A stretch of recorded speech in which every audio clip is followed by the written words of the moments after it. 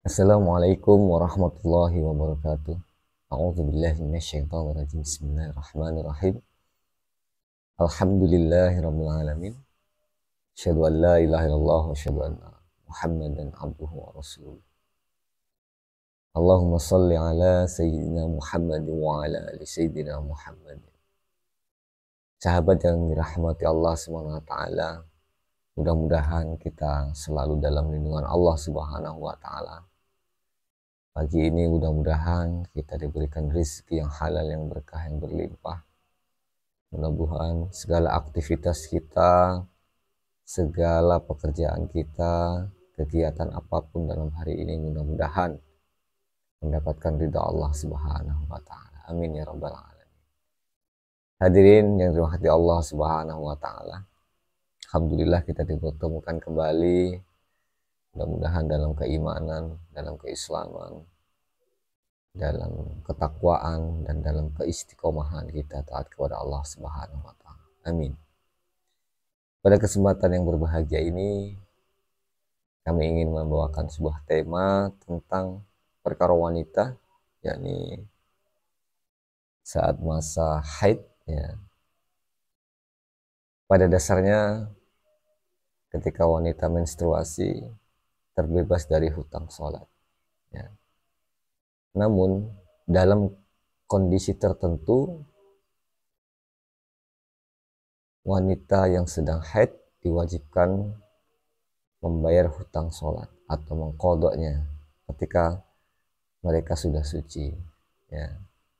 Ingat, dalam kondisi tertentu wanita bisa memiliki hutang sholat, ya, pada masa haid, dan nanti ketika sudah suci maka mereka wajib untuk membayarnya.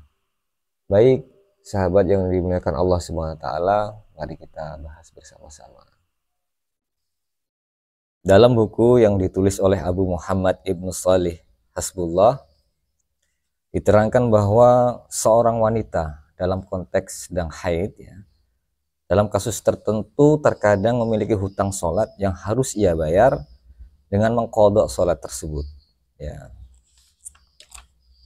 Misalnya, yang pertama, seorang wanita mendapatkan haid setelah tenggelam matahari atau dalam kurung masuk waktu maghrib, sekedar dapat melaksanakan 1 rakaat sholat yang sempurna.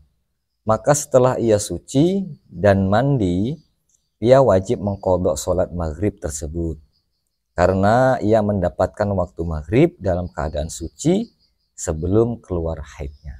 Ini yang pertama. Jadi ketika sudah masuk waktu maghrib, ya, dia posisi masih suci, ya. Kemudian setelah waktu maghrib masuk, ada jeda, ya, ada tenggang dari antara waktu maghrib masuk ke dia mendapatkan haid, ya. Jadi waktu maghrib masuk, kemudian ini masa haid datang, ya. Nah, ini ada jeda untuk bisa sholat 1 rakaat sempurna. Maka dalam konteks ini wanita yang sedang haid ini harus mengqadha sholat yang telah ditinggalkan. Ya, ini sholat apa? Sholat maghrib. Sekali lagi kami ulangi, ketika waktu maghrib sudah datang, ya, posisi wanita masih suci, kemudian setelah waktu maghrib datang, tahu-tahu nih datang nih tamunya, haidnya datang. Nah, antara jeda waktu masuk maghrib dengan waktu datang tamu tadi atau masa haid tadi, itu bisa digunakan untuk sholat 1 rakaat secara sempurna. Maka kata para ulama, itu terhutang harus mengqadha sholat maghrib. Tuh. Ya, cukup jelas ya. Kemudian yang kedua, seorang wanita suci dari haidnya sebelum terbit matahari sekira-kira waktu untuk mengerjakan sholat rakaat sholat yang sempurna. Maka ia wajib mengqadha sholat subuh manakala ia telah suci dari haidnya dan setelah ia mandi. Hal itu karena ia mendapatkan sebagian dari waktu sholat subuh yang cukup baginya untuk melaksanakan sholat 1 rakaat. Adapun seorang wanita haid yang mendapatkan waktu kurang dari itu, maka sholat tersebut tidak wajib baginya. Hal ini berdasarkan sabda Rasulullah SAW, "Man adraka ra'atan minas sholati faqad adrakas sholat." Barang siapa mendapatkan satu rakaat dari sholat, maka sungguh ia telah mendapatkan sholat. Artinya, orang yang mendapatkan kurang dari satu rakaat, maka ia tidak dikatakan mendapatkan sholat. Demikian perkataan Syekh Al-Utsaimin rahimahullah. Jadi pada kasus yang kedua ini, ya, seorang wanita yang suci haidnya sebelum terbit matahari, kira-kira waktu untuk mengerjakan satu rakaat. Misal tadi ya, waktu maghrib masih posisi sedang halangan atau sedang masa haid, waktu maghrib nih. Kemudian menjelang waktu isya, nah ini waktu isya, ini masih masa haid. Menjelang waktu isya, ya, masih dalam konteks dalam waktu maghrib. Ya, di akhir-akhir waktu maghrib itu bersih atau suci. Nah, ketika setelah mandi masih ada jeda dari waktu maghrib tadi ke waktu isya, kira-kira bisa melaksanakan sholat maghrib satu rakaat saja, ya, satu rakaat saja sempurna, maka setelah suci wajib mengqadha sholat maghrib. Ya.